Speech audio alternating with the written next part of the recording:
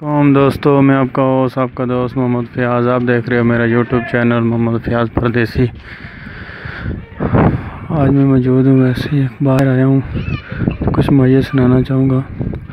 ओ मेरे माये दसावा कोट, ओ मेरे माये दसावा कोट, गली विचों लंघ जांदे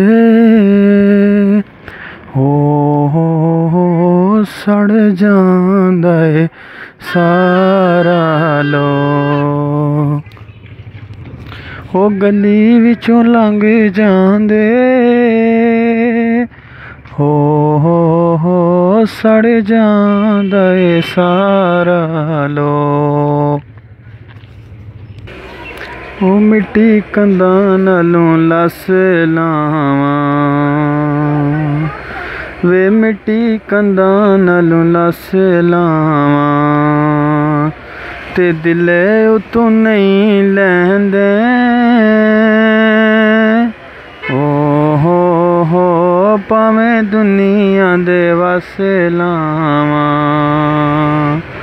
वे दिले उतों नहीं लैंदे हो भावें दुनिया दे वस लावां। हो कोई तारा वे सरगी दा, हो कोई तारा वे सरगी दा, ते सारी वे नजर मारी हो बंदा मिले आने मरेजी दा, वे सारी नजर मारी हो बंदा मिले आने मरेजी दा।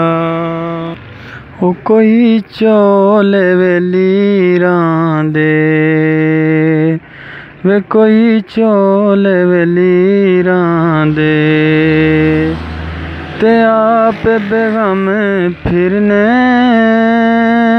जियो चन जी साडे हाल फकीरां दे।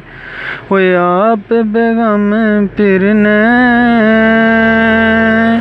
जियो चन जी साडे हाल फकीरां दे।